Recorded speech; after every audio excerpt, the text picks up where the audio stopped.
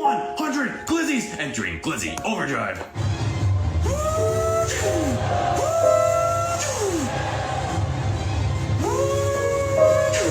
Increasing grip by 7%.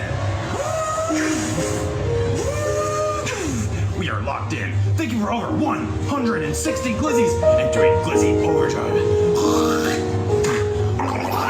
So I think enough time has finally passed, and we're finally getting over that dumb period of time of all this begging on the internet. Actually, I won't even say we're past it because it still happens, but the extreme, annoying, all over your feed parts, I don't really see as much. Maybe it's still around, but not for me, which I'm happy about. But that was a very, very interesting time. A story about this that kind of sums it all up for me is I was scrolling on TikTok.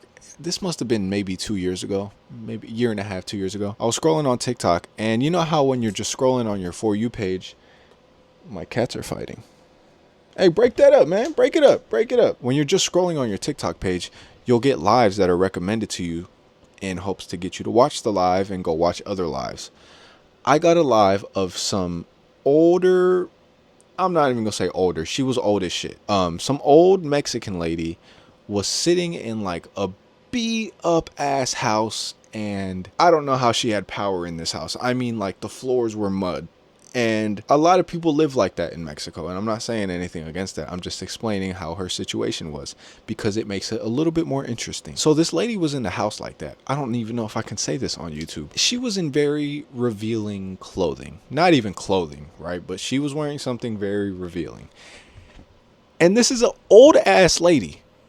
Keep in mind, don't forget the fact this is an old ass lady, old enough to be my grandmother. And a lot of the comments weren't Mexican people, which I would have thought would have been because this is a Mexican lady speaking in Spanish. This was a bunch of people commenting in English. And this lady goes, keep in mind, she's wearing something revealing. She goes, if I reach blah, blah, blah amount of followers in the next 30 minutes, I will jump. Yeah, jump, as in I'm going to get up and do a full hop for everybody watching the live. And if you can kind of get the picture, you know why she would hop wearing what she's wearing for a certain amount of followers in a certain amount of time. And it's, what the fuck are you doing? You're old, and like, I get it. It might help you get some money, but can't you just like cook and sell the food or something? Like you can sell stuff on TikTok live. People do it all the time. Just why do you have to do that? And that was like the most unfortunate one that I had to see, because it's like nobody's trying to see all that. And I mentioned the English comments earlier because once she said that, all the comments in English were saying, hurry up and follow. What are y'all doing? Let's get the follows up.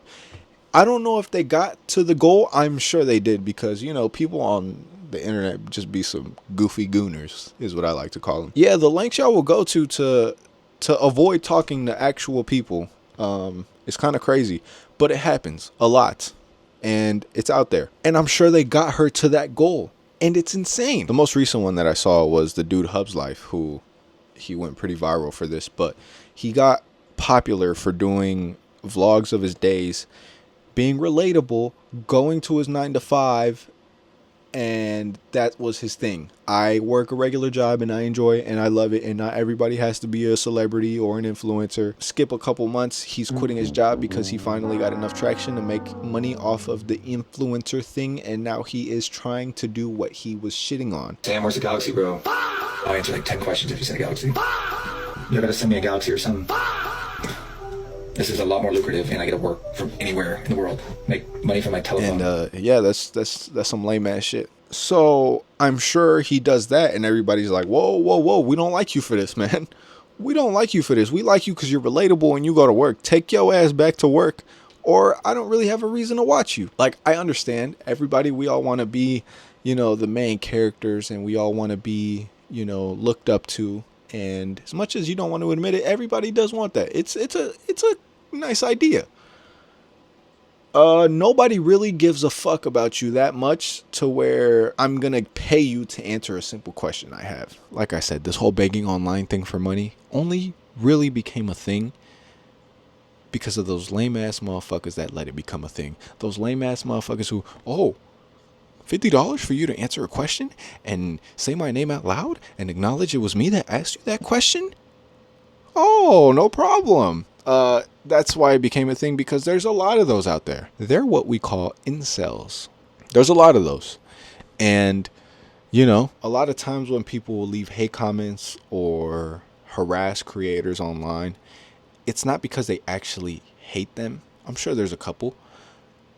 But most times it's because they want attention, right? Because if you really hate somebody, you're not going to keep watching their videos and you're not going to keep commenting on their stuff, because it's common knowledge that doing that just helps them even more. So if you really hated somebody, you would leave them the fuck alone. You would block them. You would unfollow them. It doesn't make sense.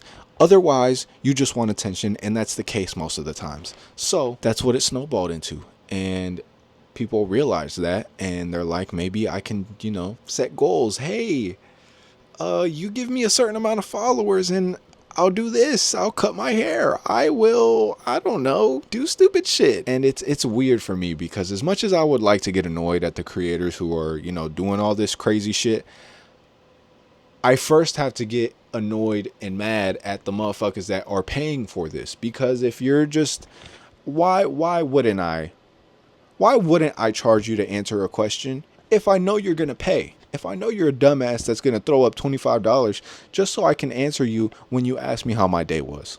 Why wouldn't I do that? It's called business. So as much as we want to get mad at it, we really can't, because it's like, maybe you shouldn't fucking pay that money. You know, the only one that I ever was like, you know what, give him some money, he's good at what he does, is the dude that does the Miles Morales. Got a galaxy, enough of those, and I make it back to my own universe.